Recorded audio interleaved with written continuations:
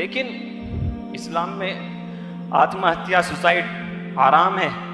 میرا رب بھی چاہتا تھا کہ شاید مجھے دوسری زندگی ملے.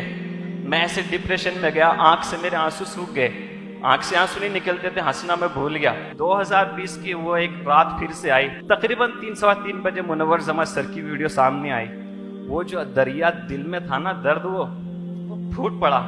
اور واللہ میں صبح فجر کی اذان تک کے روتا رہا, اور میں نے کہا کہ مجھے اس انسان سے ملنا ہے. کون ہے یہ انسان؟ جس طریقے سے ریگستان کی جلتی اور چمکتی اور تڑپتی ریت پر اچانک سے بارش ہو اور اس کے کلیجے کو ٹھنڈک ملے اور وہ پکار اٹھے کہ ہاں میں دوبارہ زندہ ہوں. کالی رات کے بعد میں اچانک سے سورج نکلے اور لوگوں کو روشنی ملے. میں کیا کہوں اس شخصیت کے لیے؟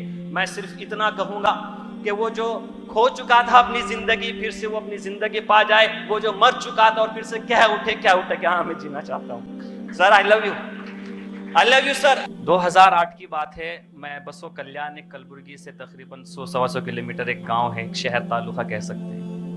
مسجد علی کے اندر ایز اے امام امامت کیا کرتا تھا. منصف پیپر حیدرآباد سے جو آتا ہے اس کے اندر ایک چھوٹا سا ایڈ سمجھ لیجیے اسے.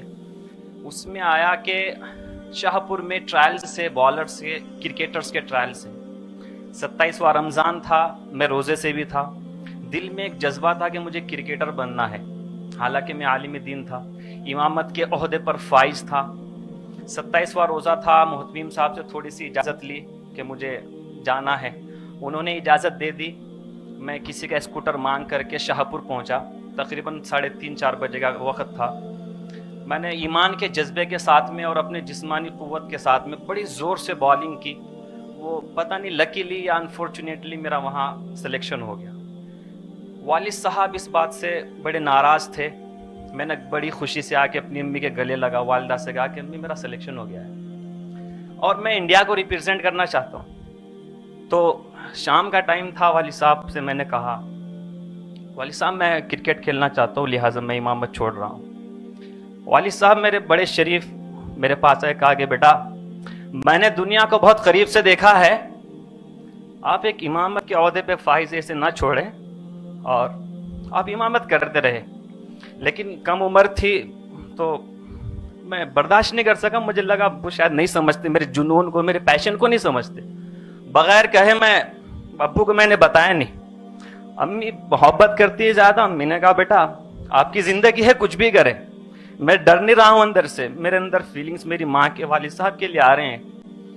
میں امی کی بات سن کے والد صاحب کو بغیر بولے میں بنگلور چلا گیا. میں بہت محنت کی. میں KIOC میں پہنچ گیا, جو عرفان صاحب کوچ ہیں وہاں کے. ہر روز لگتا کہ میرا سلیکشن ہو جائے گا. ہر روز مجھے لگتا کہ میں انڈیا کو ریپرزینٹ کروں گا. انڈیا کو نہیں کر سکا, ایٹ لیسٹ IPL کھیلوں گا, میں رنجی تو کھیلوں گا, ڈویژن تو کھیلوں گا. فرسٹ ڈویژن تک میں کھیلا. لیکن جب بھی ٹرائلس آتے IPL سے یا رنجی سے پہلے جب بھی ٹرائلس آتے تو 1 مہینہ پہلے میرے پیر میں درد ہونا شروع ہو جاتا. پتہ نہیں مجھے ایسا لگا کہ شاید مجھے بددعا لگی ہے کسی کی. لیکن نادان میں ایسا تھا کہ میں نے والد صاحب سے کبھی فون پہ بات بھی نہیں کی. ڈر لگتا تھا کہ والد صاحب غصہ کریں گے.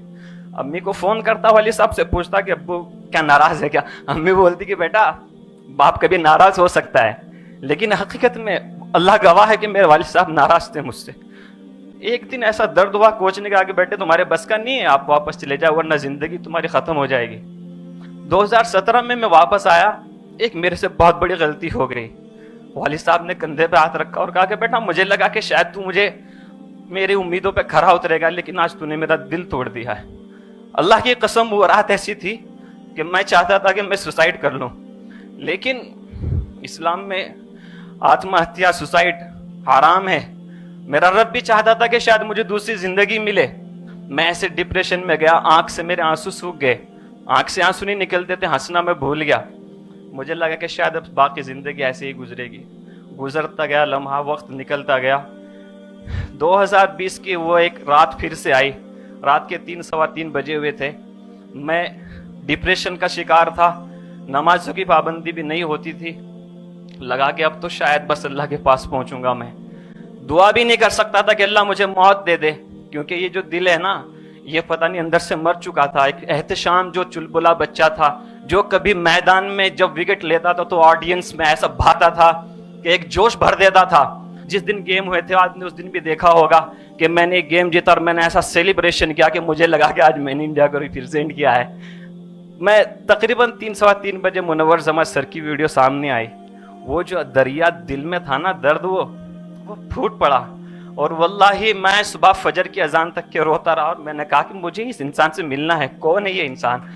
मैंने फोन किया, सर मैं एक तालिब इल्म हूँ, मैं आपसे मिलना चाहता हूँ। सर ने पूछा आप क्या करते? मैंने कहा मैं मदरसे का तालिब इल्म हूँ। सर ने कहा कि आप एक काम करें, हम दिल्ली में वर्कशॉप करेंगे, आप हमारे पास यहाँ ना आए। सर की वीडियोस देखी, पता लगा कि ये आलिमों की बड़ी कदर करते हैं। लेकिन मैं उस शख्स की जूतियों में बैठ के इल्म सीखना चाहता था कि जिस शख्स ने मुझे शायद दूसरी मर्तबा जीने पे मजबूर किया कि मोहम्मद एहतशाम अभी जिंदगी बहुत बाकी है, कहाँ तू मरने की सोच रहा है, मिल तो ले उस इंसान से एक दफ़ा। मैंने टिकट कराया, लॉकडाउन ख़त्म हुआ, मैं रोज़ इंतज़ार करता, लेकिन मुझे डर ये था कि यार कहीं मैं इस मसीहा से महरूम ना रह जाऊँ, मैं उससे मिले बगैर कहीं मैं ऐसा ना हो कि यार मैं अल्लाह के पास पहुँच जाऊँ। वल्लाही मैं यहाँ पहुँचा, शुरू के 5 दिन अजीब सा लगा, हंसना बोलना शुरू कर दिया। आज 28वां दिन है, आज मैं फिर से जिंदा हो चुका हूँ। मैं जीना चाहता हूँ, अब मैं मरना नहीं चाहता। मैं अब मरना नहीं चाहता हूँ। मैं रब से दुआ करता हूँ कि अल्लाह इस अजीम शख्सियत की सेहत में उम्र में बरकत अता कर। और वो अजीम माँ है कि जिसकी गोद से, जिसकी कोख में ये अजीम शख्सियत ने जन्म लिया है, ये अजीम शख्सियत पैदा हुई है। अल्फाज, शायद मेरे अल्फाज हल्के फुल्के हो, शायद मेरे अल्फाज में वो दम ना हो, लेकिन मैं कहूँ क्या कहूँ, मैं क्या कह सकता हूँ। शख्सियत के लिए चंद अल्फाज हैं कि जिस तरीके से रेगिस्तान की जलती और चमकती और तड़पती रेत पर अचानक से बारिश हो और उसके कलेजे को ठंडक मिले और वो पुकार उठे कि हाँ मैं दोबारा जिंदा हूँ। काली रात के बाद में अचानक से सूरज निकले और लोगों को रोशनी मिले। मैं क्या कहूँ इस शख्सियत के लिए। मैं सिर्फ इतना कहूँगा कि वो जो खो चुका था अपनी जिंदगी, फिर से वो अपनी जिंदगी पा जाए। वो जो मर चुका था और फिर से क्या उठे कि हाँ मैं जीना चाहता हूँ। Sir I love you sir.